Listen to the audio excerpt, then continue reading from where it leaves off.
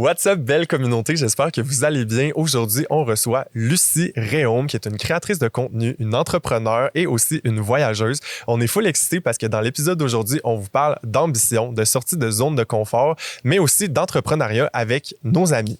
Dans l'extra VIP du jour, on va également aborder avec Lucie ces 3 conseils pour se lancer en affaires les plus précieux. Fait que restez avec nous et on va aussi regarder sa carte du ciel. Fait qu'on est super excités de la recevoir dans cet épisode-là. Ça va être très, très cool. Restez avec nous et bon podcast!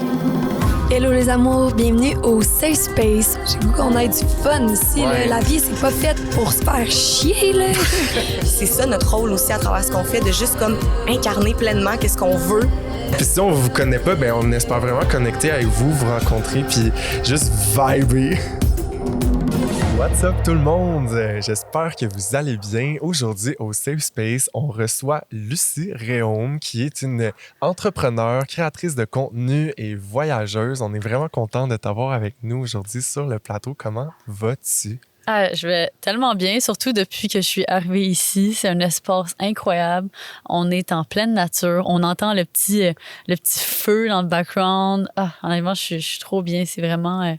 vous avez vraiment créé un safe space. Oui, ben c'est tellement ça l'intention, tu sais, comme on entend le petit crépitement du feu avec les petits rayons de soleil, tu sais, il y a vraiment quoi de magique de faire ça à l'extérieur. Puis on est vraiment content, comme la première fois qu'on avait créé, en fait, la première version du Safe Space, c'était d'ailleurs à ton studio. Ouais.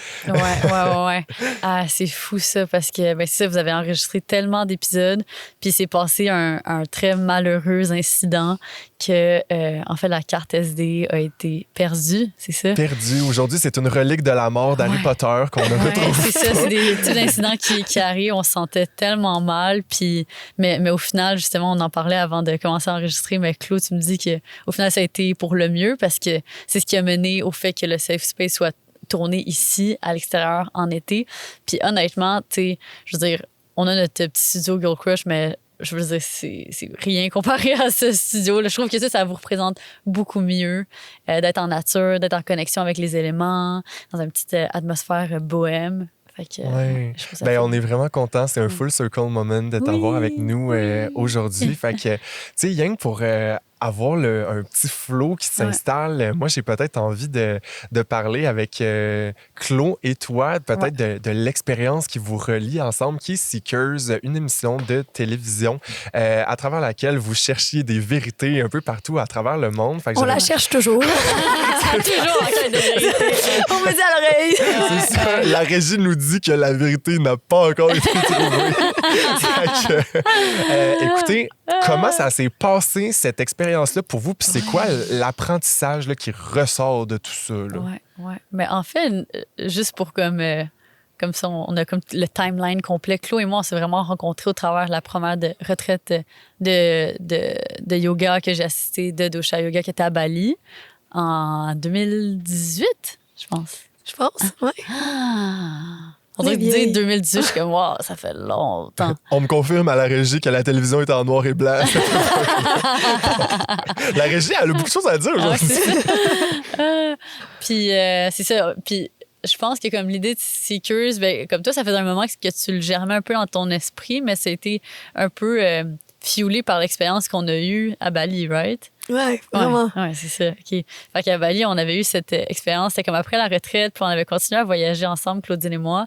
Puis, on est allé dans ce spa qui est comme... Là, c'est comme juste spa, puis là, on imagine genre le Bota Bota. Faut pas imaginer ça, OK? On est à Bali, on est à Ubud, c'est ça? Ubud qui est comme une petite ville très comme spirituelle. En fait, tout Bali est comme une île qui est très connectée. Les gens sont comme... Tout le monde est yogi un peu.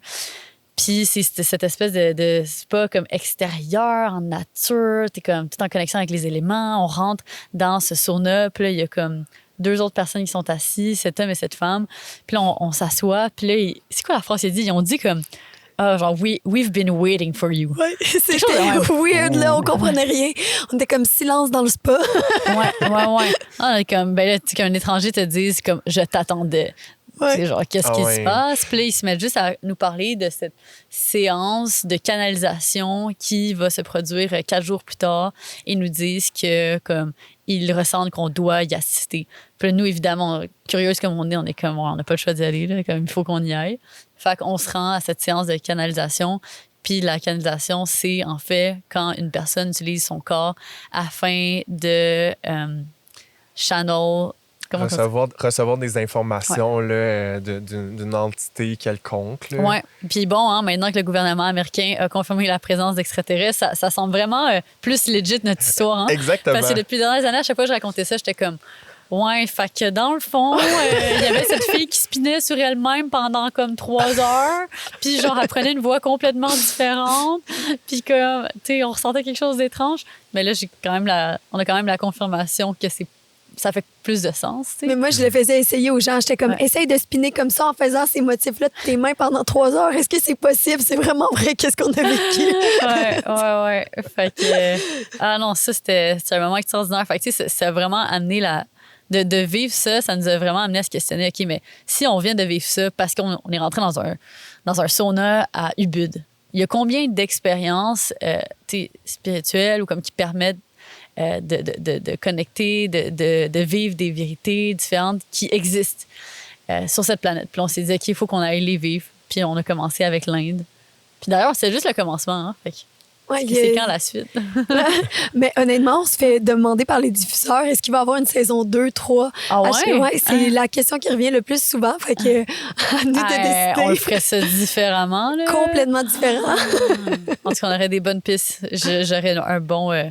Ah ouais? Bonne personne. Je veux pas dire ce que je veux. En tout cas, j'aurais quelqu'un de bon à avoir dans l'équipe. OK, super. Scoop! Ouais.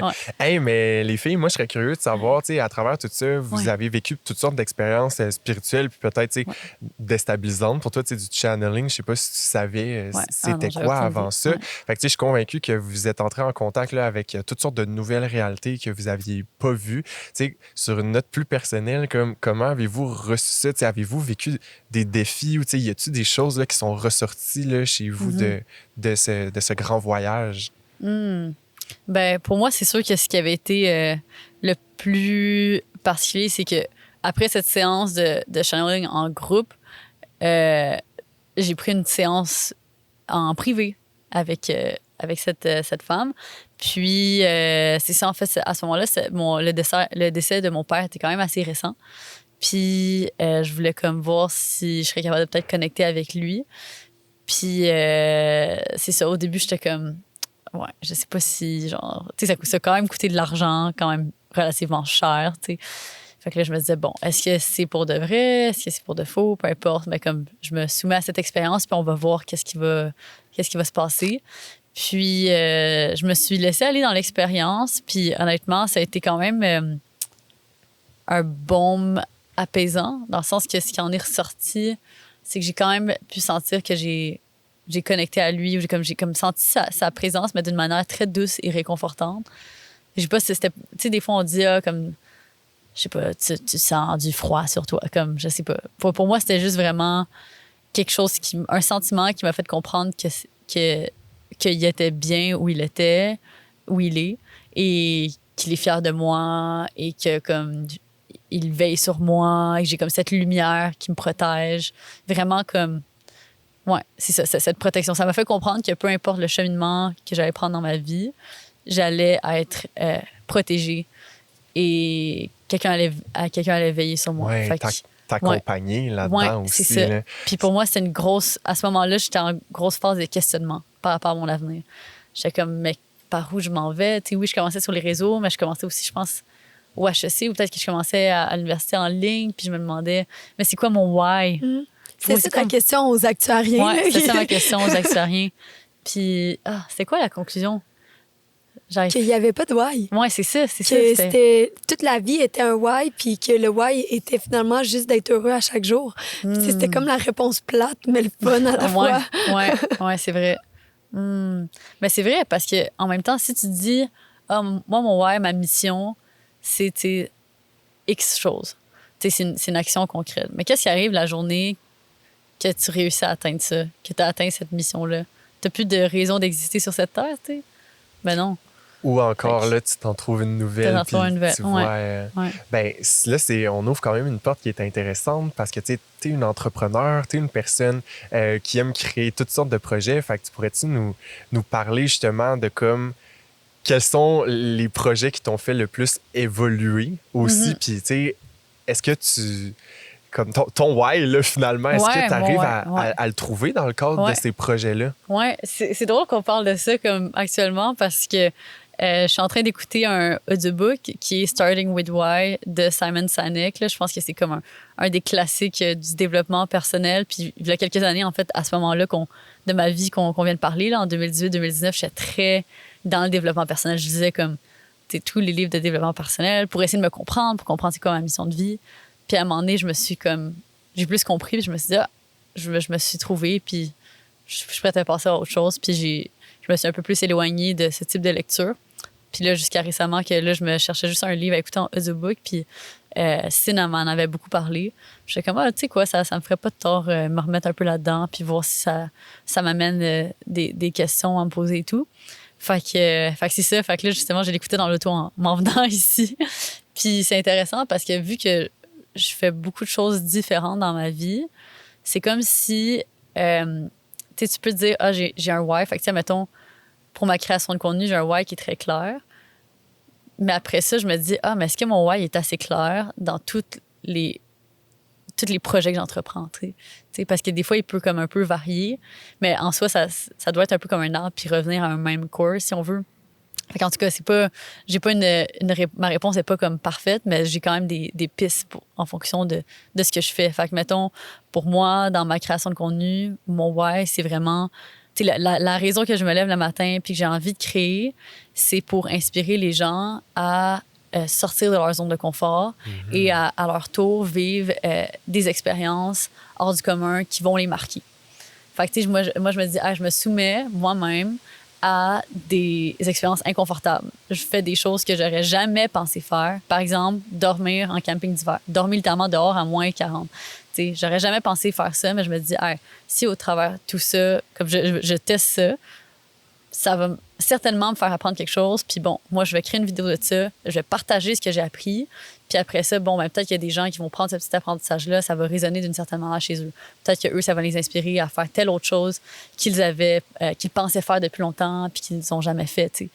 Fait que, tu vois, en ayant cette discussion, en fait, ça me fait réaliser plus mon why dans les autres sphères de ma vie. Parce que là, j'étais comme, tu sais, des fois, par rapport à Girl Crush, on essaie de faire tellement de choses, puis je suis comme, mais c'est quoi notre why ultime? Mais tu vois, maintenant, en parlant, je me rends compte que, juste le simple fait de faire Girl Crush, de faire cette entreprise de vêtements, quand j'étais jeune, tu sais, j'ai toujours adoré la mode, j'ai toujours adoré m'habiller, puis c'était comme un petit peu...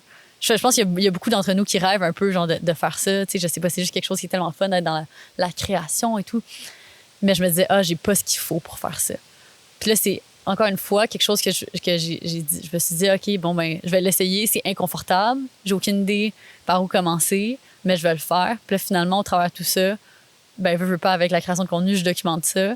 Puis, tu sais, peut-être que ça inspire des gens à leur tour lancer leur propre entreprise, essayer de concrétiser leurs rêves, essayer de concrétiser des projets qu'ils ne pensaient pas être en mesure de faire eux-mêmes avant. Fait que peut-être que c'est ça un peu mon why aussi là-dedans. Wow! Je trouve tellement que tu émanes ça. Puis tu sais, du haut de tes 22, 23 ans, 24 ans. On a envie de la faire vieillir. C'est ça. Mais l'entends continuer à tourner, moi aussi. Moi, je trouve que c'est super inspirant de voir que tu as développé une brand à travers tout ça. Tu as plein d'autres projets. Tu as une chaîne YouTube aussi, justement, où tu documentes toutes ces aventures-là. Moi, j'aurais peut-être envie de voir, ça part de où, ce désir-là, d'inspirer, de voir grand, comme... D'où est-ce que ça devient cette étincelle-là, en fait? C'est comme, je me demande par où commencer. Fait que, c'est sûr que pour moi, mettons, mes parents ont été comme vraiment une source d'inspiration énorme, dans le sens que j'ai vraiment eu le privilège de grandir dans une famille où est-ce que, une famille unie, où est-ce que mes deux parents sont amoureux. Puis mes deux parents aussi ont grandi tous les deux dans l'extrême pauvreté. Et tu sais, ma mère à Cuba, sous le régime communiste, mon père ici à Montréal, mais avec un père qui était décédé, il devait subvenir aux besoins de sa famille à l'âge de 12 ans. Fait que c'est deux backgrounds très, très lourds. Puis les deux se sont comme démerdés comme ils ont pu, puis ils ont pu éventuellement se créer une vie pour eux. Puis je pense que c'est des valeurs qui nous ont été transmises dès notre très jeune âge, dans le sens que mon frère et moi, on n'a jamais manqué de rien. Là, puis des fois, je trouve ça étrange de comme, me comparer à, mettons, je trouve que comme, surtout, j'ai été très privilégiée d'aller dans des écoles privées.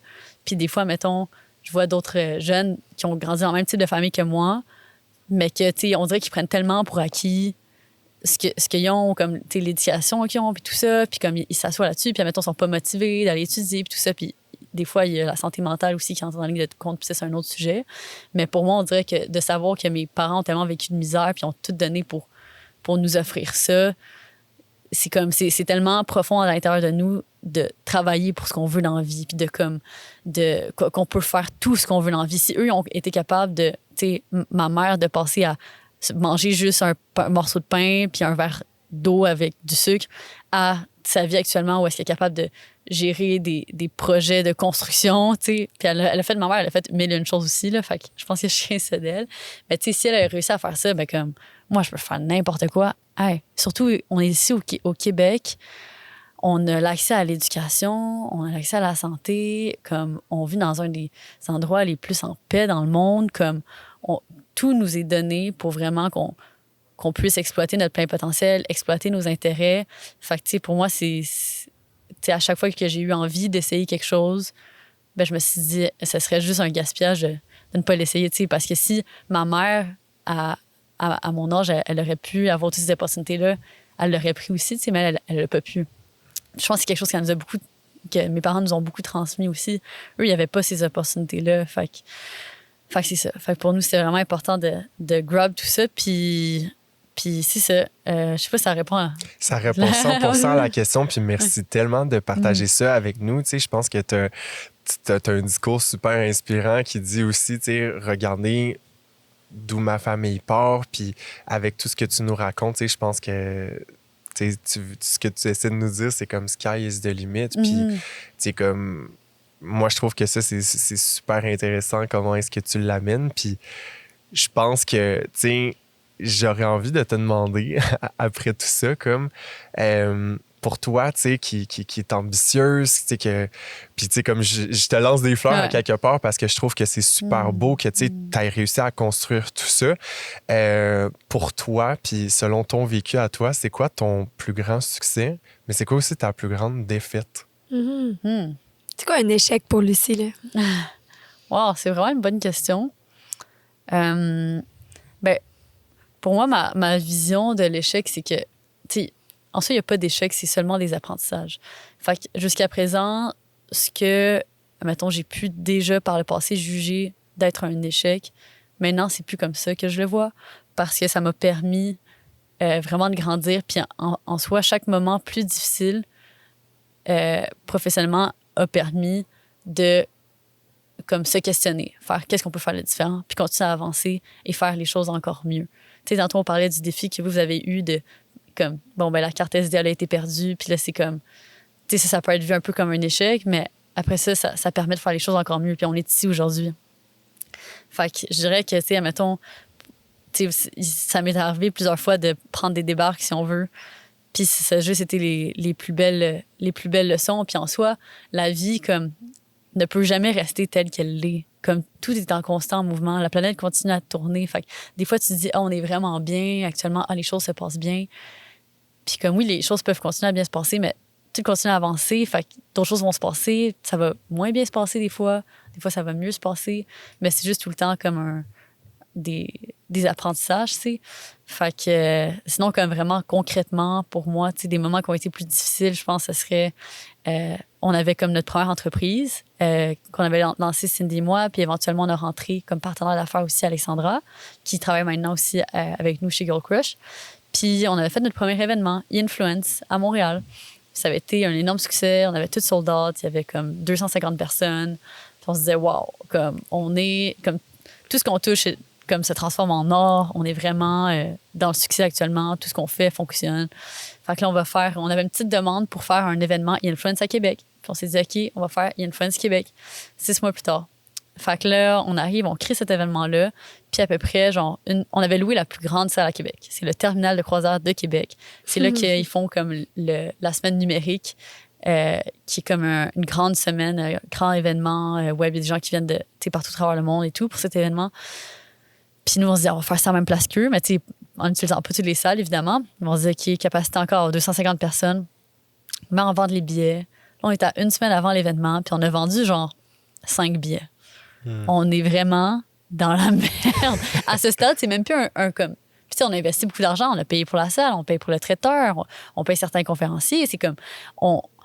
On est dans la merde. Ouais.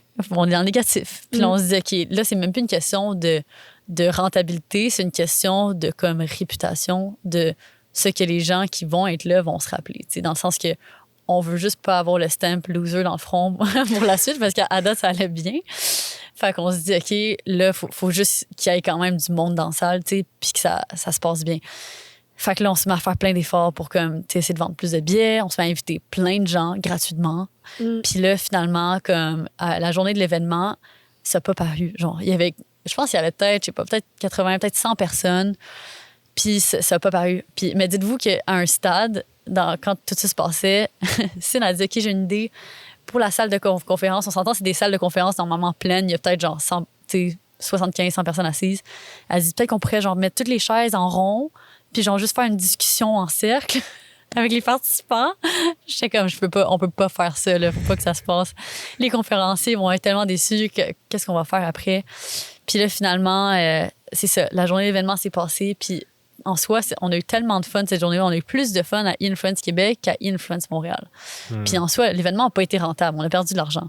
Oui. Mais pour nous, ça a été vraiment une très belle leçon d'apprentissage. Ça nous a appris que c'est pas parce que ce que tu fais marche une fois que ça va toujours fonctionner. C'est pas parce que ça marche bien dans un endroit que ça va bien fonctionner ailleurs. Ça nous a fait comprendre la valeur de toujours se questionner, toujours se réinventer, toujours être créatif, essayer des nouvelles affaires. De rien prendre pour acquis. Rien prendre pour acquis. Ah, rien prendre pour acquis. C'est comme... La sécurité est illusoire, puis quand tu penses que ça marche, il y a toujours un nouveau challenge. Tout à fait, tout à fait. Fait que ça, je dirais que c'est un échec / apprentissage. Puis, mais sinon, une réussite, pour moi, je pense la réussite, ça vient vraiment... Il y a plusieurs choses qui me viennent à l'esprit, mais ça vient vraiment du fait de pouvoir... d'avoir le privilège de faire à chaque jour quelque chose qui me fait triper. Vraiment, là, d'être passionné par ce que je fais. Tu sais, on dit des fois comme, si t'es passionné par ce que tu fais, tu vas pas avoir l'impression que tu travailles une journée de ta vie. Premièrement, je tiens à dire que c'est faux. Comme, je sens que je travaille, tu sais, dans le sens, il y a des journées que, tu sais, sûr, quand je fais de la comptabilité, oui, je travaille. Mais la plupart du temps, c'est tellement smooth, puis c'est tellement trippant. Ça, c'est incroyable. Puis honnêtement, je souhaite à tout le monde de trouver comme, de pouvoir un peu convertir en travail les choses qui vous font triper, parce que c'est vrai que la vie est plus joyeuse comme ça, mais encore, ce qui est encore mieux, c'est de le faire entouré de personnes qui vibrent aussi à cette fréquence-là. Je trouve que comme, pour moi, mes journées préférées, c'est quand je rentre au bureau Girl Crush, puis qu'on est avec la team. Puis c'est tellement le fun. Comme, honnêtement, ça, tu vois, ces journées-là, doesn't feel like work. Les lundis et les mercredis qu'on va au bureau, puis des fois, je me dis, je suis comme, on devrait aller au bureau toute la semaine. Mais tu sais, après ça rendrait ces journées-là moins spéciales. Fait que... il y a un angle aussi de comme, hey, j'ai arrêté de faire du 9 à 5 pour devenir entrepreneur, puis maintenant, à la place, je fais du 8 à minuit. C'est ça, c'est pour ça. être plus libre. Mais tu sais, quand je trouve tellement ça cool comment tu l'apportes, parce que, tu sais, je me retrouve beaucoup dans ta définition de c'est quoi comme le succès puis la réussite. Puis c'est comme ce que tu dis, pour moi, ça l'évoque vraiment. Tu sais, si tu arrives à faire dans le moment présent le plus souvent possible quelque chose qui te passionne, ben ça, tu sais, à mon sens, c'est une énorme réussite, là. Ah, tellement. Ouais, je suis tellement d'accord avec toi. Honnêtement, c'est entièrement ça. Puis c'est ça, je me rends compte aussi, quand j'ai commencé, il y a quelques années, je travaillais beaucoup. Je travaillais tout le temps seule, en fait. J'étais juste derrière mon écran, chez moi, seule. Puis je rêvais je me couchais le soir, puis comme, je journalais. Puis je rêvais à cette journée où est-ce que j'allais avoir comme un bureau, puis qu'il y allait avoir des personnes avec qui travailler sur ces projets, puis que, tu sais, d'arriver, puis de brainstorm, puis faire des activités ensemble, puis comme, tu sais, juste de créer ce bond d'équipe. Puis là, c'est de se rendre compte que, tu sais, fast forward, comme 6 ans depuis que j'ai commencé sur les réseaux, puis commencé à être entrepreneur, ben maintenant, on a cette réalité-là. Ça, je trouve que c'est extraordinaire. C'est la plus belle chose. Puis c'est surtout aussi comme de voir tout le cheminement qu'on fait avec les filles. C'est incroyable. Notre première employée, Émilie, est encore là aujourd'hui. Puis tu sais, elle a changé tellement de postes, là. Comme elle a passé de genre répondre à des courriels, à comme emballer des colis. Maintenant, tu sais, chef logistique, puis chef de produit. Puis comme, elle fait juste tellement de choses. Puis en tout cas, c'est fou de grandir aussi avec l'équipe. On l'a engagé, on était en 2020, on est en 2023. Tu sais, le temps avance, puis ouais, je trouve ça incroyable.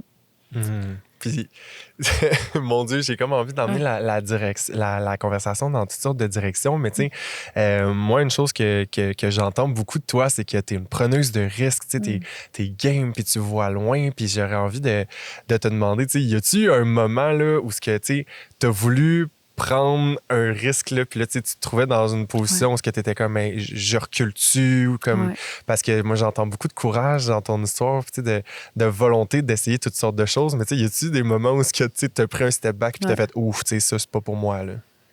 Ah. Ben, honnêtement, ça m'est pas arrivé de me dire, ouf, ça, c'est pas pour moi, mais je trouve que il y a quelque chose de très puissant dans le fait de reconnaître qu'un projet dans lequel on s'est impliqué n'est pas bon pour soi. Dans le sens que moi, quand je me mets à travailler sur quelque chose, faut que je le finisse, tu sais. Mais des fois, c'est comme, il y a plus de résistance et tout ça. Mais, tu sais, je me suis engagée, fait que je veux le compléter. Mais c'est bon de se dire, comme, parce que on est imparfait, tu sais, puis on fait des erreurs constamment. Fait que de s'engager dans quelque chose puis de se dire que, aïe, finalement, c'est pas pour moi, puis de back off, je trouve que c'est vraiment bon aussi. Puis genre, je devrais apprendre à le faire, sûrement. Ouais. Mais à date, on dirait que comme... Je pense aussi que je prends beaucoup de temps pour réfléchir dans quoi je m'engage avant de le faire. Fait que le moment où est-ce que je donne comme le go souvent... Tu sais, d'une part, j'ai ce côté impulsif pour certaines choses, mais d'autre part, j'ai comme un côté très réfléchi.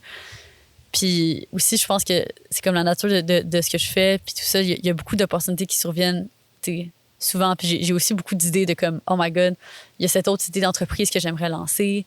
C'est vraiment une bonne idée, mais tu sais, c'est de reconnaître, écoute, c'est pas un bon timing pour moi en ce moment. Je suis déjà comme à mon 100% de comme capacité de travail en ce moment. Genre, c'est juste irréaliste. Ça va être pour un autre moment.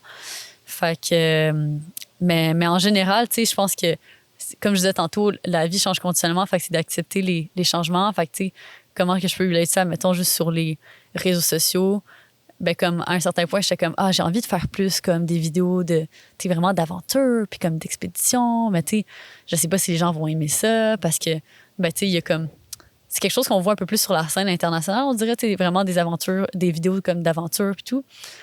Mais on en voit pas énormément au Québec. Fait que, tu sais, je sais comme, est-ce que les gens vont être dans de me voir là-dedans, tu sais, dans le sens que, bon, peut-être qu'ils préfèrent juste mes vidéos de collab ou est-ce que, genre, on boit de l'alcool puis on répond à des questions, genre, tu sais, ces vidéos-là, au final, performent le mieux.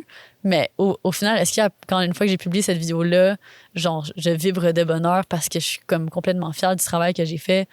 Ben, en toute franchise, non, tu sais. Je veux dire, mais après que j'ai passé une fin de semaine à me geler dans le froid, puis 30 heures de montage dans mon ordi, puis comme 2 nuits blanches, puis que je pose ma vidéo, comme, je m'en fous, tu sais, si c'est le corps de personne qui voit la vidéo. Pour moi, ça, c'est mon travail de qualité.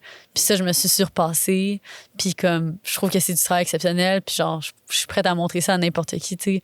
Puis genre, avec de la fierté, tu sais, parce que je suis comme, ben ça, je trouve que c'est unique. Puis comme, il y a un message comme intéressant derrière ça. Pas pour dire que comme, tu sais, il n'y a pas de message derrière les petites vidéos, que c'est des collabs, ou tu sais, peu importe. C'est des bonnes vidéos, c'est léger, puis ça en prend aussi. Puis j'aime ça aussi dans le sens que c'est comme une petite touche de légèreté de temps à autre, mais c'est juste de se dire comme, c'est ça, d'essayer quelque chose de nouveau, puis comme de voir est-ce que les gens vont aimer ou pas. Mais au final, pour moi, ça a été tout un processus aussi de réaliser pourquoi je crée, dans le sens que, comme à un certain point, en étant sur les réseaux sociaux, veux pas, c'est un travail mental énorme de comme ne pas se laisser influencer par la performance. Oui, On en a parlé beaucoup, mais Ouais. je suis curieuse de t'entendre. Ouais. Ben, Ouais. c'est ça, c'est que tu sais, c'est à ça que ça sert les réseaux sociaux, dans le sens que comme tout te dit, les plateformes te disent continuellement, ah, ça, t'as bien fait là, t'as fait de la job de marde, là. Comme, les gens aiment ça, les gens ils aiment pas ça. Puis là, c'est de se dire, OK, est-ce que je me laisse influencer par ça? Est-ce que j'affecte mon type de création par ça? Mais une fois que tu te mets à rentrer dans ce genre de jeu, je trouve que c'est vraiment un downward spiral. Comme tu fais juste te faire emporter là-dedans. Puis, en tout cas, moi, j'ai déjà été là-dedans. Puis, ça m'a amené à me sentir vraiment moins bien dans mon travail. Puis, il y a beaucoup de ma confiance en moi qui vient de mon travail aussi. Genre, je me valorise beaucoup par ce que je fais. Puis, si ce que je fais, justement, à ce moment-là, ne performait pas bien, ben là, j'étais comme, ben, qu'est-ce que j'ai, tu sais? C'est ça, je me suis demandais. qui? Ouais, Les réseaux sociaux crachent demain. ouais, Qui est Lucie? ouais. Tu sais? Ben ça, c'est une toute autre question, mais comme par rapport à... Je vais finir la parenthèse, puis après ça, on pourra comme aller là-dedans. Mais ce que j'ai réalisé, en fait, c'est comme... C'est que moi, ma responsabilité en tant que créatrice, c'est juste de créer. Puis ça, c'est le livre Untamed par Glennon Doyle qui m'a fait comme réaliser ça. Puis en fait, c'est qu'elle en parle à l'intérieur. Puis c'est vraiment super intéressant. Puis c'est ça, c'est que ta responsabilité en tant que créateur, toi, c'est tu crées. Puis après ça, l'interprétation que les gens en font de ton œuvre, ça ne t'appartient pas. C'est pour ça qu'on dit il y a autant de livres que de lecteurs du livre, dans le sens que genre chaque personne qui va avoir lu un seul livre va l'interpréter à sa façon, va dire « Ah non, mais l'histoire, c'est ça. Ah non, mais moi, j'ai ressorti telle chose. » C'est la même chose pour n'importe quel type de création, que ce soit une toile, que ce soit une vidéo, une photo, peu importe c'est quoi, tout le monde va le voir d'une différente manière. Fait que là, moi, ça m'a énormément rassurée. Fait que j'étais comme, tant que moi, dans ma création, dans ce que je fais, je fais en sorte que ça vient du cœur, de mon âme, que ça vient avec le message que j'ai envie de donner au monde, puis à la future aussi. Ben après ça, les gens feront ce qu'ils veulent, puis les gens équillent la réaction, la performance, ça va être autre chose. Fait que là, depuis que j'ai ce mindset-là, je me sens tellement mieux dans ce que je fais, puis ouais, ça m'a apporté vraiment, vraiment de légèreté. Fait que c'est ça. Mais c'était quoi déjà Non, mais c'est intéressant parce que c'est un accomplissement, toi, envers toi. Puis Oui. c'est ça, au final, que tu veux faire, c'est toi de te dépasser de ta zone de confort. Puis, tu sais, on en parle souvent, tu sais, c'est comme ça que tu nous inspires, tu sais. Puis on a parlé avec Will avant, tu sais, c'est qui Lucie? Puis c'est juste quelqu'un qui inspire les gens. Puis là, je pense que tu as trouvé pleinement ta vérité puis ton alignement. Puis la question m'apportait à savoir, justement, tu sais, dans ton pouvoir de création, si jamais les réseaux sociaux crashent demain, qu'est-ce qu'elle devient Lucie? Qui est Lucie sans les réseaux? Mais c'est une bonne question. C'est drôle parce qu'on dirait que comme... Fait que je me suis fait ce tatouage-là, 444, qui comme suivre son intuition et tout. Il y a plusieurs significations, mais pour moi, celle qui résonnait le plus par rapport à ce chiffre, c'est l'intuition. Parce que dans ma vie, ça arrivé plusieurs moments où est-ce que je me laissais plus influencer par l'opinion extérieure. Puis au final, la réponse avait toujours été à l'intérieur de moi. Puis c'est juste que je me laissais pas assez de place pour comme l'entendre. Puis là, comme on dirait dans les dernières semaines, des fois, ma petite voix intérieure, elle fait juste me dire des petites affaires. Puis je suis comme, c'est vraiment étrange. Comme, qu'est-ce que ça veut dire? Puis on dirait que c'est ça, j'ai comme tellement d'intérêts variés. Il y a comme une semaine que je me dis, faut vraiment que j'aille apprendre tout par rapport aux plantes. Puis genre, que je sache comment utiliser chaque plante. Puis comme, tu sais, dans la médecine, puis tout ça. Je veux tout apprendre par rapport aux champignons. Oh my God, je pourrais faire une compagnie de comme champignons. Et puis après ça, il y a une autre semaine que je suis comme, mais j'aime tellement le design puis l'architecture intérieure. Je pourrais comme dessiner, tu sais, des maisons, faire du design. Puis, je pourrais faire genre un petit resort avec plein de bus. Puis les gens peuvent louer les bus. Puis c'est comme un petit Airbnb. Puis, fait que si les réseaux sociaux crashent demain matin, je me lancerai dans une de ces voies. T'en manques pas. En tout cas, ça, c'est sûr. Puis, tu vois, ou admettons, je me dis, je pourrais devenir capitaine de bateau, comme dive master. Il y a comme juste tellement de choses que j'ai envie de faire dans cette existence. Fait que c'est ça. Fait que puis c'est tous des chemins qui m'interpellent. Fait que je pense que, j'irai là-dedans. OK, puis en ce moment, comment tu fais pour prioriser dans ton existence? Tu as plein de projets, puis là, tu as plein d'idées en plus de tes projets actuels. Tu sais, pourquoi tu es ici? Tu sais, pourquoi ça est devenu dans un oui? Comment tu fais pour ton système de gestion interne? Ben, c'est sûr que ça touche à comme plusieurs volets. Fait que, tu sais, il y a comment prioriser, mettons, dans mes projets actuels, mettons, mon quotidien. Fait que, tu sais, quand c'est par rapport à mes entreprises, puis, tu sais, ou ma création de contenu, ça, c'est quand même assez clair. Tu sais, j'ai des journées de la semaine qui sont dédiées à certaines sphères. Fait que c'est sûr que les lundis, mercredis, je suis toujours au bureau Girl Crush. C'est juste du Girl Crush. Après ça, les autres journées de la semaine, c'est comme pour le travail à la maison ou pour comme des rencontres en vrai ou pour, mettons, des moments comme aujourd'hui, si je veux justement accepter pour aller sur d'autres projets et tout. Puis évidemment, tu sais, le matin, je vais essayer de régler, mettons, si je fais de la comptabilité pour Girl Crush ou tout ça. Ou, admettons, quand on travaille sur Influence puis quand un événement qui s'en vient, tu sais, j'essaie de tout clencher mes emails le matin puis laisser le travail créatif un peu plus l'après-midi. Fait que quand c'est pour, admettons, vraiment de shooter, créer, tout ça. Puis c'est ça. Mais mes semaines peuvent comme beaucoup varier dans le sens que mes mardis, jeudis, vendredis peuvent beaucoup varier de semaine en semaine. Dans le sens que des fois, il y a des moments que je suis comme en session universitaire. Fait que le vendredi, c'est sûr que je dois faire juste de l'uni. L'été, par contre, tu sais, j'essaie de prendre ça plus relax les vendredis. Fait que le plus souvent possible, j'essaie de m'accorder la journée off. Ou j'essaie de m'accorder la demi-journée off. Parce que c'est ce qu'on offre aux filles au bureau. On leur offre un horaire d'été. Fait qu'ils peuvent profiter plus de leur vendredi. Fait que je me dis, crime, si on offre ça à notre team, j'ai le droit de me l'offrir. c'est comme... Puis, mais sinon, par rapport aux autres projets, c'est ça. Des fois, ça peut être vraiment overwhelming à cause qu'il y a comme tellement de choses qui se passent en même temps. Puis, tu sais, des fois, je suis comme... Nous, les femmes, on fonctionne beaucoup avec notre cycle puis avec nos hormones. Puis comme, tu sais, ton état mental dans lequel tu es une semaine, ça signifie pas que tu vas être dans le même état mental la semaine suivante. T'sais. Fait que si tu te dis oui à quelque chose, une semaine, peut-être que ça va pas te tenter finalement la semaine d'après. Parce qu'on est comme dans... Chaque semaine sont très différentes. Fait que là, comment j'essaie de faire, c'est que honnêtement, pour tout ce qui est comme événements, PR et tout ça, malheureusement, comme je me mets pas cette pression-là parce que je me suis rendu compte que trop souvent, je disais oui une semaine pour la semaine d'après, puis finalement, arrivé la semaine d'après, finalement, j'avais pas l'énergie. Puis comme, faut que je me concentre. Déjà là, tu sais, j'essaie de comme, mettons, quand je suis à Montréal, d'avoir mon horaire, de me prioriser le matin, m'entraîner, tu sais, avoir mon temps pour moi. Puis si je me mets à sortir dans les événements le soir, je bois de l'alcool, je suis comme, ça me déséquilibre, je lis pas mon livre le soir. Là, je suis comme, j'arrive à la fin de la semaine, je suis comme, j'ai pas lu mon livre la semaine, je suis déçue, je voulais faire ça pour moi, tu sais. Puis là, c'est ça. Mais tu sais, j'aime ça, mettons, des événements sociaux, peut-être les jeudis, vendredis, mais comme, je me limite vraiment plus par rapport à ça.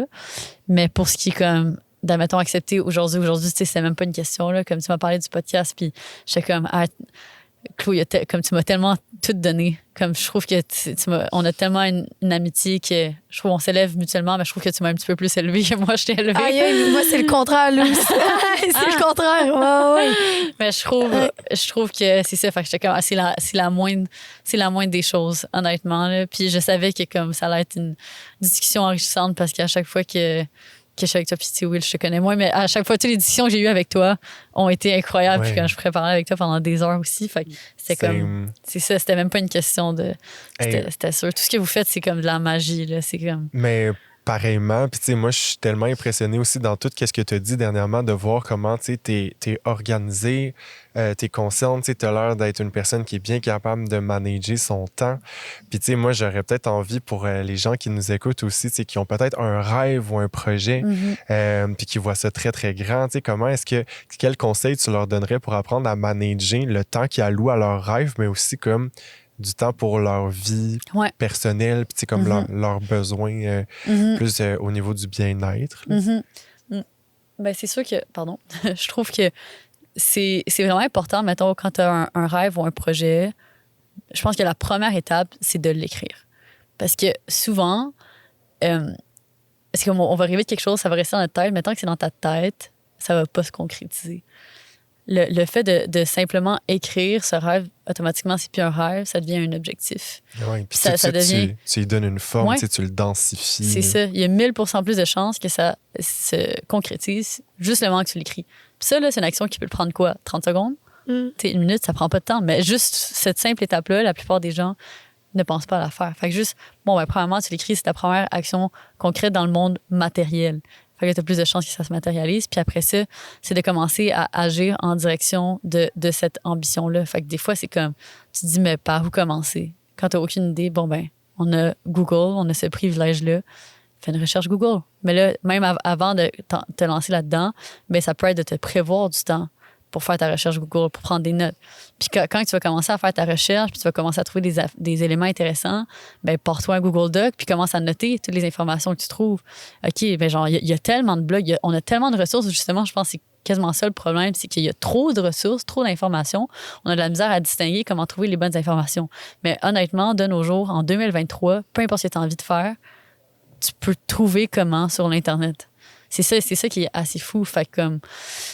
je dirais, c'est ça, de se faire un peu comme des étapes. Puis justement, je pense que le fait de le mettre à son horaire, c'est quelque chose qui est comme un gros game changer. Parce que peut-être que tu aurais fait l'étape de l'écrire, mais si tu ne planifies pas du temps pour ça, tu vas passer à côté. Fait que moi, honnêtement, je ne jure que par mon Google Calendar. J'ai déjà eu avant comme un agenda papier. Fait que ça marche super bien. Tu organises ta semaine. Moi, j'aime ça organiser ma semaine, soit le vendredi pour la semaine suivante ou le dimanche soir ou si j'ai pas eu le temps, le lundi matin. Mais idéalement, j'aime ça que ce soit mon horaire soit organisé avant que la semaine commence. Fait comme ça, le lundi matin, tu poses pas de questions, tu sais, comme par où tu t'en vas et tout. Puis, c'est ça, tu t'organises des blocs de travail. Fait que, en fonction de c'est quel type de travail que tu envisages faire, mettons du travail créatif, normalement, pour moi, je préfère mettre ça en fin de journée. Parce que c'est comme souvent du brainstorming puis tout ça. Ça peut prendre plus de temps à avancer. Fait que le matin, quand tu es vraiment dans ton énergie, un peu de comme go, go, go, c'est le fun de comme fioler dans quelque chose de comme plus concret. On dirait, en tout cas pour moi, comment que je peux l'exprimer, c'est, mettons, j'aime ça faire ma comptabilité le matin, des emails, ça va vite. Mais s'il faut brainstormer notre nouveau nom de collection, si je dois brainstormer c'est quoi le titre de ma vidéo YouTube, un nouveau concept, je préfère faire ça en plus en fin de journée parce que je vais pas avoir la frustration de comme oh my God, il est telle heure, puis genre, j'ai pas assez fait à date. C'est comme, ben, tu te donnes le temps, l'espace pour ce travail-là créatif. C'est ça. Ouais, t'accomplis comme toutes tes petites tâches au début pour te sentir que là, il y a un roulement, puis tu rentres dans cette énergie-là de productivité. Ouais. Puis tu gardes ça donne un boost un peu, je trouve. Ouais. Fait que justement, comment tu fais pour garder cet équilibre-là de routine de vie quand tu pars en aventure, en voyage? Ouais. Ben, c'est sûr, honnêtement, c'est pas la même chose. Dans le sens que, comme, ma vie à Montréal, j'essaie d'être comme vraiment plus structurée, être un petit peu plus dans une horaire, une routine, parce que je veux pas une routine, ça fait en sorte que comme tu peux te libérer de comme du fait d'essayer de penser ta journée puis tout ça. Fait que c'est bon. Je pense que c'est bon d'avoir des habitudes récurrentes. C'est ça que j'essaie de dire.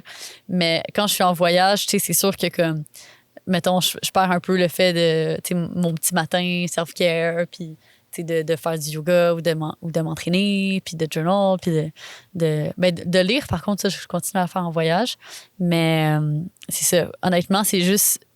On dirait que quand je voyage, je carbure tellement sur comme l'adrénaline quasiment que... C'est comme... Mettons, je pense au road trip. Je suis comme tellement dans un horaire inhabituel, mais ça m'excite, puis genre, ça me drive. Fait que, mettons, on conduit pendant genre 4 heures dans la journée. Fait que là, c'est mon chum qui conduit, parce que comme ça me laissait le temps de travailler. Fait que là, moi, je sais qu'on a 4 heures de route, puis je suis comme, OK, c'est un défi. Est-ce que je suis capable de clencher genre tout mon travail en 4 heures? Puis là, je le prends comme un défi. Puis là, je suis juste vraiment dans le flow. Puis moi, j'adore travailler dans des véhicules en mouvement. Je sais pas pourquoi, mais une chance que genre, je suis comme ça parce que on dirait que je suis vraiment plus créative. On dirait que je suis comme dans un flow. J'adore. C'est vraiment comme mon environnement de travail optimal. C'est tellement ton bélier puis ton gémeaux qui ont tout le temps besoin d'être dans l'action. Ben, c'est ça. Mais aussi, je pense que c'est le fait que, comme vu que je sens que j'avance comme physiquement, mais que je travaille en même temps, je sens que je fais plus qu'une chose. J'adore ça. Fait que là, après ça, je sais qu'à, mettons, OK, on arrive au Parc national. Puis là, à partir de ce moment-là, j'éteins mon sel. Puis on va hiker. Puis là, je suis en plein en moment présent, puis on profite et tout ça. Fait que, tu sais, pour moi, c'est comme, c'est juste d'utiliser, genre, le temps que j'ai pour, comme, catch-up sur mon travail, puis après ça, juste d'être pleinement présente dans les moments où est-ce qu'il y a, bon, intervalle de station, on en profite. Fait que, ouais, tu sais, si, admettons, je devais hiker, puis comme je devais, comme, répondre à un appel téléphonique, là, ça marcherait pas. Là, je sentirais que, comme, bon, je me brûle et tout. Mais comme de savoir, tu sais, d'allouer, justement, du temps pour une chose, pour un besoin, après ça, pour le fait juste d'être présente. Ça fait en sorte que comme je suis capable de profiter du voyage. Puis, tu sais, je sais qu'il y a des gens qui me disent, admettons, comme Cine, elle me disait, comme, je sais pas comment tu fais, moi, je suis pas capable de travailler en voyageant, j'ai l'impression que je profite pas du voyage. Puis, on dirait je pense qu'il y a beaucoup de gens qui sont comme ça, mais pour moi, c'est comme tellement interrelié. On dirait que ça vient ensemble, tu sais. Ton besoin d'aventure booste ta créativité. Ouais, c'est ça. Fait que non, ça vient ensemble. Mais justement, on se demandait et tout. Puis ça, c'est une question pour Laura qu'on te pose en ce moment. De la dynamique de travailler avec sa meilleure amie. Ouais. Les challenges, les bons coups, les conseils. Ouais. Ben, honnêtement, tu sais, j'ai quand même ce privilège-là que Cyn et moi, on s'est rencontrés, puis notre amitié a été comme bâtie au travers le fait de travailler ensemble. Fait que, tu sais, c'est pas comme si on avait comme un antécédent de friendship avant la relation actuelle. C'est comme si la relation qu'on a actuellement, c'est bâti au travers des expériences qu'on a pu vivre ensemble, puis le travail qu'on a effectué ensemble. Fait que je suis tellement choyée, là. C'est honnêtement une des choses que je suis comme le plus... Ben, je suis reconnaissante pour tellement de choses dans cette vie, mais ça, je trouve que c'est vraiment un des plus grands privilèges, honnêtement, d'être tombée sur Cyn comme partenaire, puis qu'on s'aime mutuellement dans cette aventure. Moi mon père, quand il était plus jeune, il nous a toujours dit, il disait, j'ai eu 2 mariages dans ma vie. Le mariage avec votre mère, puis le mariage avec mon partenaire, André. Mm-hmm. Puis son partenaire, André, ils ont été ensemble en affaires pendant 50 ans. Fait que, tu sais, toute leur vie, en fait. Puis j'ai l'impression que Cyn et moi, c'est comme un peu ça, tu sais, aussi. Ça fait, je veux dire, par défaut, on est encore jeunes, là, mais je vois pas comment il pourrait y avoir une fin, juste dans le sens que comme on est beaucoup dans la communication, dans la compréhension l'une de l'autre. Il y a pas comme d'accumulation d'une part et d'autre. S'il y a quelque chose qui fonctionne pas, on s'en parle directement. Fait que c'est ça. Je trouve que c'est vraiment incroyable. Puis, tu sais, il y en a eu des moments où est-ce que c'est plus difficile. Faut avoir des discussions plus difficiles par moment. Mais ça a toujours été fait dans l'écoute. Puis je pense que tant que c'est dans l'écoute, puis que justement dans l'empathie, c'est sûr que ça va bien se passer, les discussions plus difficiles, tu sais. Fait que...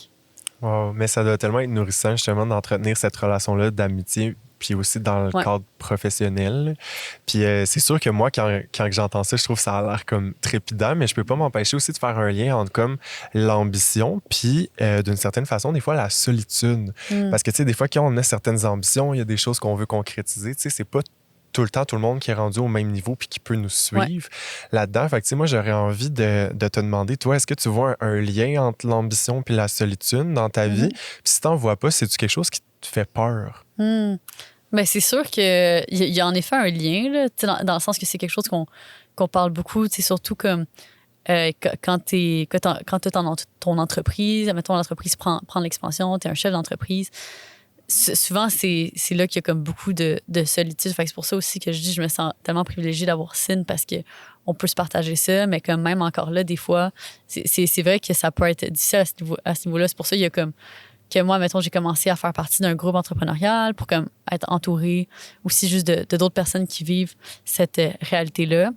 Mais pour moi aussi, c'est que mettons, par rapport à juste comme la création de contenu. Fait que, mettons, je vous mentionnais tantôt comment que j'avais envie de prendre cette direction-là, plus de vidéos d'aventure. Fait que là, c'était quand même une question qui me revient souvent dans le sens que moi-même, je me pose. Dans le sens que, mettons, là, je veux faire des vidéos d'aventure assez comme intenses en Afrique. Puis, je veux juste tellement le faire que... Puis j'y pensais cette semaine, là, j'étais comme, je veux juste tellement le faire que je suis comme, est-ce que je suis prête à le faire seule? Puis je me dis, honnêtement, oui, je pourrais le faire seule. Mais c'est sûr que le défi est quand même nettement plus élevé quand t'es seule, dans le sens que, oui, en termes de sécurité, évidemment, mais aussi comme juste en termes de logistique, de comme tourner comme un contenu. Moi, je veux quand même faire un contenu qualitatif, je veux faire une espèce de mini-documentaire. C'est sûr que comme quand il y a quelqu'un qui peut t'aider aussi, c'est le fun. Mais justement, c'est comme... T'sais, mettons, ça, je trouve que c'est un domaine où est-ce que j'ai pas, genre, un partner in crime, mettons, pour les idées que je veux concrétiser. Mais c'est juste d'accepter qu'au pire, bon, ben, je vais le faire seule, puis ça va être ça qui est ça. Mais après ça, c'était de me questionner, mettons, ben là, tu sais, je vous parlais tantôt que je veux potentiellement monter le Kilimanjaro. Mais est-ce que je suis prête à monter le Kilimanjaro seule, tu sais? Mais je pense que tu l'as. Hein? Je pense qu'on...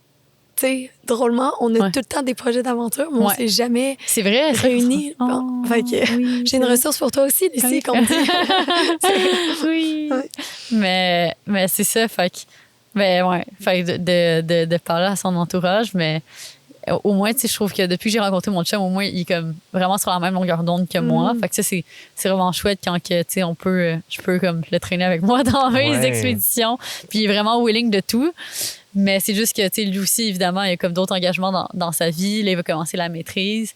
Fait que, tu sais, c'est pour ça que je suis comme, un partner. Mais Yo, mais ça, c'est cool. Puis ça me donne envie de te demander aussi, tu sais, comment est-ce que ça joue dans votre dynamique de couple, tu sais, que toi, tu as ce train de vie-là. Puis là, tu sais, là, toi, tu es en train de me dire que lui, il est en train de faire la maîtrise. C'est comme, comment ça. Dans tes deux couples. Autant avec Cine que. Oui, c'est ça. Mais tu sais, comme, c'est quoi un peu cette dynamique-là? Parce que, tu sais, il y a, mine de rien, tu sais, ça peut être comme des fois prenant pour toi d'être une entrepreneur. Puis, tu sais, même des fois quasiment intimidant aussi. Tu sais, comme, tu ressens ça dans ton couple ou ça se manifeste d'une certaine façon? Ben, honnêtement, encore une fois, je suis tellement reconnaissante. Je suis tellement reconnaissante de toutes les personnes qui m'entourent. On aime ça. Non, mais tu sais, je me dis, chaque être humain autour de moi, c'est des personnes extraordinaires. Puis c'est ça, honnêtement, je sais. Comme je vous disais tantôt, tu sais, à Bali, comme par rapport à la présence de mon père, je suis comme, j'ai vraiment une lumière, tu sais, sur moi. Puis c'est juste, je le sens, c'est juste du bon qui m'arrive dans cette vie. Puis je pense que c'est peut-être pour cette raison que comme j'ai pu attirer des personnes aussi extraordinaires. Mais mon chum, c'est ça, c'est fou parce que à chaque fois que je vais avoir quelque chose de difficile qui arrive, mettons, soit au bureau, dans ma vie, comme j'arrive puis j'en parle, puis c'est comme, il y a tellement juste les mots justes, puis tu sais, juste tellement les meilleurs conseils, puis ou mettons, s'il y a quelque chose que je dois faire, mettons, quelque chose que j'apprends beaucoup, par exemple, je devais vendre mes électroménagers cette semaine, puis c'est quelque chose que j'appréhendais beaucoup parce que je me disais, c'est une grosse charge mentale. Il va falloir que je mette ça sur le marketplace. Il va falloir. Tu sais, là, j'habite pas dans le condo. Fait que là, il va falloir que je me déplace au condo. Puis là, il faut que l'acheteur vienne. Puis là, il faut déménager le truc. Puis, je voyais ça comme énorme. Puis là, je dis à mon chum, je suis comme, il y a quelqu'un qui est intéressé. Puis, tu sais, genre, je pourrais y aller seule, mais comme, je pense que ça m'aiderait vraiment que tu viennes avec moi. Puis, il est comme, ben, pas de problème. Ben oui, of course, je vais venir avec toi. Puis là, il vient avec moi. Puis là, ça m'aide tellement. Puis juste ça, je suis comme, ça me fait tellement du bien. Fait que, tu sais, il me supporte vraiment dans mon quotidien. À chaque fois qu'il peut m'aider, tu sais, il m'aide. Puis c'est ça, il embarque avec moi comme dans mes aventures. Puis lui aussi, tu sais, il est très aventurier. Puis il fait comme, il navigue. Puis il a été comme matelot sur un voilier. Puis il va l'être encore prochainement. Fait que quand il peut m'amener sur le voilier pour que moi aussi je sois matelot, je suis comme, tu sais, il le fait. Puis il essaie de me plugger. Puis que comme vous êtes cute. Juste le nommer. Wow. Mais tu sais, honnêtement, c'est ça. Je suis vraiment comme blesse pour ça. Puis ouais, c'est ça. Mais là, cette année, il va être à la maîtrise. Puis là, il a fait à Rimouski. Fait que là, on va faire comme, tu sais, la route et tout ça. Je suis comme, tu sais, je vais pas comme pouvoir dormir à chaque soir avec lui. Puis tu sais, c'est fou parce que tu me connais, Claude, moi, je suis tellement indépendante. Ouais. J'ai toujours été super indépendante. Puis comme, j'ai toujours attendu super longtemps avant de comme habiter avec un copain ou comme passer beaucoup de temps avec lui. Tu sais, pour moi, de voir mon chum, genre peut-être 2 fois par semaine, je trouvais ça bien correct. Mais là, avec lui, c'est comme, tu sais, du moment qu'on s'est rencontrés, on a été comme vraiment inséparables, tu sais, tout le temps ensemble. Puis c'était... mais j'ai jamais trouvé ça trop ou gossant. C'était juste comme parfait. Fait que c'est ça. Fait que là, tu sais, au début, on était comme souvent loin l'un de l'autre parce qu'il faisait un stage à Nice et tout. Puis là, après ça, pendant l'année, là, on a vécu les road trips. Puis là, après ça, on a été comme inséparables toute l'année. Puis fait que là, de me dire que, on va à nouveau comme va être ensemble. J'appréhende un peu, mais en même temps, je me dis, ça va être comme, c'est for the best. C'est pour ses rêves aussi. Puis, tu sais, bon, moi, ça va me donner de l'espace au pire pour passer plus de temps avec mes amis, ma famille. Fait que c'est ça. Fait que c'est de nourrir aussi toutes les relations autour. Puis, tu sais, je trouve tellement ça beau comment t'en parles parce que tu sais c'est comme tes rêves empiètent pas sur les siens et vice-versa. Puis, tu sais, ça, c'est vraiment un équilibre important, je trouve, là, à trouver dans un couple parce que tu sais, on est 2 personnes qui veulent accomplir tu sais, de grandes choses. Écoute, Lucie, on arrive bientôt tranquillement à la fin de notre épisode. On est rendu au segment qu'on aime bien appeler, nous ici, le Boss Ass Witch. Donc, c'est ça, je me demandais c'est quand qu'on avait parlé de la carousel. C'est exactement là qu'on en est rendu. Donc, le segment Boss Ass Witch, c'est un moment où ce qu'on fait du tarot et ou de l'astrologie pour vraiment là, faire des liens avec toute la conversation qu'on a eue. Fait que aujourd'hui, Lucie, moi, j'avais envie de te parler de ta carte du ciel. Donc, qu'est-ce qui m'a tout de suite sauté aux yeux puis qui fait tout à fait écho à notre conversation, c'est que tu as un soleil en bélier. Donc, évidemment, c'est sûr que le premier degré de ça, ça nous montre que ton identité, ton énergie, puis à quelque part ta mission d'un point de vue astrologique est celle du bélier qui est le pionnier, le fonceur, le casse-cou. Fait que c'est sûr qu'à quelque part, déjà, là, on voit qu'une chose qui va alimenter beaucoup ton énergie, c'est d'aller puiser là, dans tout ce qui est le savoir du bélier. Fait que c'est sûr que moi, quand je vois déjà une carte du ciel comme ça, je me dis, bon, première étape, là, cette personne-là, elle a besoin de vivre de l'adrénaline, de relever des défis, puis tu sais, de sentir qu'à quelque part, c'est un peu comme une chef qui innove, qui amène des choses nouvelles. Fait intéressant, c'est que ton soleil est également en conjonction avec la planète Jupiter. Qu'est-ce que ça veut dire? Ça, c'est qu'au moment de ta naissance, le soleil et la planète Jupiter étaient collés une sur l'autre, ou du moins étaient alignés ensemble. Jupiter, c'est une planète d'exploration, de voyage. C'est une planète super comme optimiste que j'aime un peu comparer au Père Noël, qui est super généreuse puis qui nous amène beaucoup de chance. Fait que tu vois, Jupiter vient un peu teinter ton identité de bélier en lui amenant cette espèce de confiance, de foi, d'assurance, un peu de se lancer rapidement dans des choses. Fait que tu vois que, tu sais, là, ça, là, c'est comme si Jupiter, qui est la plus grosse planète du système solaire, vient un peu exagérer tout ce qu'elle touche. Fait que tu vois, là, quand le bélier reçoit des aspects de Jupiter, là, ça fait comme moi, je fonce dans des choses et des fois, tu sais, je réfléchis pas trop. Ce qui est intéressant, c'est que ce beau cocktail de planètes dont je viens de te parler se trouve dans la maison 8.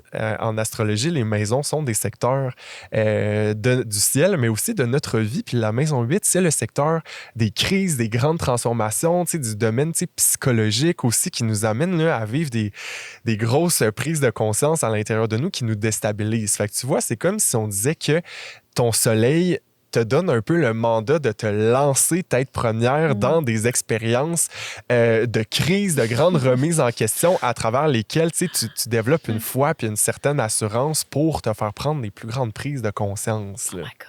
C'est genre exactement ce que je fais. Ça résonne avec toi, ce que je t'explique? Tout à fait. Tout à fait.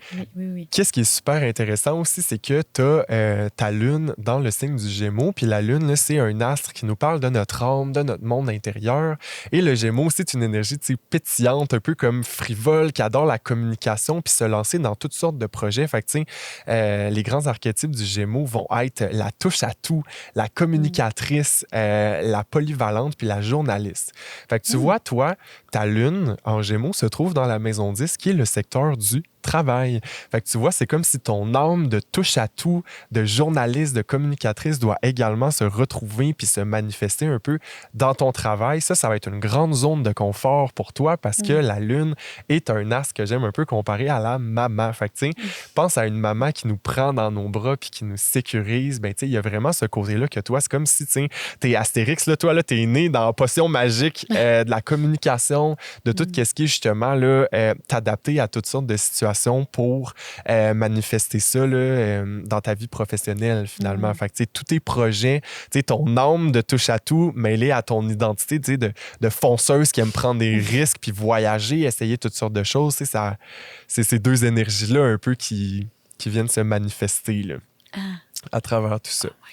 Puis, dans un dernier angle, par rapport à ta carte du ciel qu'on fait très, très, très rapidement sur le fly, t'es ascendant vierge aussi, puis ça l'amène une dimension beaucoup plus organisée. À ton profil, hein, parce que ça va montrer que dans le monde, tu apparais sous la lentille de la Vierge, c'est-à-dire une organisatrice, une optimisatrice, une gestionnaire, une planificatrice.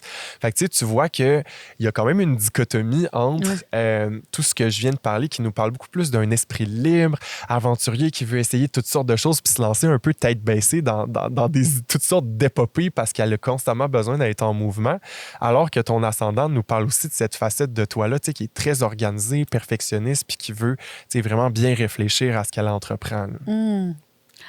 Ouais, ça me décrit totalement. Je pense que comme juste au travers de la discussion qu'on vient d'avoir, ça Ça vient de toucher tout ça. Là. Ouais. Une petite pépite que j'avais envie de te lancer comme ça, parce que j'ai vu qu'au courant de l'année 2025, fait que c'est vraiment pas tout de suite, puis ça sera peut-être le fun de te recevoir plus tard lors d'un autre épisode. Tu vas avoir un transit majeur dans ta carte du ciel qui concerne Jupiter et Uranus. Alors, Jupiter, je t'ai déjà parlé que c'est une planète chanceuse qui apporte beaucoup d'expansion, et Jupiter, en 2025, va passer dans ta maison 10, qui est la maison de ta carrière. Donc, tu sais, c'est sûr qu'en 2025, là, moi, je te fais une prévision que, tu sais, le climat va être à comme, tu sais, tes projets vont grossir, tu sais, ta carrière va vraiment prendre une certaine ampleur. Et pourquoi je te dis ça plus spécialement, c'est parce qu'en 2025, tu vas avoir un autre transit aussi qui est Uranus, qui passe dans ta maison 10. Et Uranus, là, c'est une planète un peu comme électrique, là, qui amène toutes sortes de surprises. C'est un peu comme une boîte à surprises. Fait que tu vois, c'est comme si en 2025, tu as quand même des transits super importants parce que c'est des grosses planètes qui vont traverser ta carrière à ce moment-là. Fait que, je pense qu'il va y avoir des choses imprévisibles, médiatiques potentiellement aussi, parce que tout ça se passe dans l'énergie du Gémeaux. Fait que, je sais pas si tu vois que dans un futur à long ou moyen terme, tu as envie d'entreprendre des opportunités de type communication, de type médiation ou comme enseignement. Aussi. Transmission de connaissances. Je pense que ça pourrait être un bon timing pour toi là, de considérer ces options-là. Un petit TED Talk, là. C'est rendu là. Je garde ça en tête. Je pense que je vais prendre des notes pour après pour m'en rappeler. Là. Assurément. Mais tu pourras réécouter tout ça. Puis je pense que, tu as un discours qui est super intéressant, puis tu as dû accumuler toutes sortes de connaissances au fil de toutes ces épopées-là entrepreneuriales, autant que personnelles à travers tes vidéos, mais aussi tes aventures aux quatre coins du globe. Fait que on est vraiment privilégiés puis super heureux de t'avoir reçu dans l'épisode d'aujourd'hui. J'aimerais peut-être savoir, les filles, vous repartez avec quoi aujourd'hui? Ben là, moi, premièrement, merci tellement de m'avoir reçu. C'est tellement une belle ambiance, puis on dirait que je ressors d'une consultation, je ressors comme vraiment légère. Puis, est-ce qu'il y a de l'encens? Du feu. Ah non, c'est du feu. Okay. Oui, c'est ça. On a un feu en arrière de nous. On a une petite odeur en plus. Mais ce que je ressors aujourd'hui, je pense une meilleure compréhension de moi-même. Comme vous m'avez posé des bonnes questions qui m'ont fait réfléchir en discutant. Puis, je trouve ça vraiment intéressant. Merci. Wow. Ben merci. Moi, écoute, je repars avec de la volonté. On dirait, j'entends ton parcours, puis, je me dis, ain't no mountain high enough. C'est comme, t'es une fille qui a un certain background familial. Moi, ça m'a beaucoup touché de voir comment ça t'a inspiré à comme aller chercher tes rêves. Fait que, moi, je me dis, wow, quand tu as un rêve, juste fais-le. Puis même si tu fails, ben, ça va être un apprentissage aussi. Fait que, moi, je repars avec une volonté d'accomplir mes rêves puis de m'organiser. Yes, let's go! Puis moi, de l'inspiration, là, comme toujours, Luz, c'est fou, tu sais, avec toi, il n'y a pas de trop gros projet, tu sais. Mettons, avec Secure, ça aurait pu être un pire fail parce que, tu sais, on s'est lancé en une campagne de socio-financement de 100 000 $ qu'on allait ramasser en 3 mois. Ouais. Puis même quand on aurait pu faire un failure, on s'est mis ensemble puis on était comme, non, on va réussir. Ouais. Fait que c'est toujours ça, cette drive-là de, on peut tout faire. On peut tout faire du jour au lendemain. Je peux conduire un bateau, puis je peux être matelot. Puis c'est ça que tu nous donnes comme possibilité qu'il n'y a jamais rien de trop extravagant. Tu sais, fait que merci. Merci sincère. Ouais, j'aurais envie de dire la même chose de toi, là. Je pense qu'on se rejoint là-dessus. Oui, c'est ça. C'est notre zone de génie comique. Et puis pour toi, à la maison, j'espère vraiment que ça t'a inspiré à aller vers tes plus grands rêves, à foncer, puis à savoir qu'il y a juste une vie que tu te souviens du cours... du moment, en tout cas. Puis, on se rejoint peut-être dans notre douche à VIP pour un vidéo extra avec notre invitée du jour, Lucie. Puis, n'hésite pas, si tu as le goût d'aventure, de quête personnelle, autant voyage intérieur ou extérieur, il y a le douche à yoga community.com pour des retraites, des formations ou une boutique bien-être que tu es accompagné par des gens géniaux comme Will. Et toi, Et Chlo, moi. et Laura, et toute notre belle communauté. Donc, sachez également que si vous nous écoutez en audio, ce podcast est également filmé. Donc, vous pouvez nous retrouver sur plein d'autres plateformes. Je déparle. Plein d'autres plateformes pour voir les décors enchanteurs dans lesquels on se trouve. Donc, n'hésitez pas également à nous laisser des commentaires si vous avez des questions, des suggestions d'invités que vous aimeriez qu'on reçoive dans le Safe Space. Ça va nous faire plaisir. On est 100% à l'écoute. Autrement, on vous souhaite une très belle journée et on se retrouve dans un autre épisode. Merci. Merci. Plein Bye. d'amour!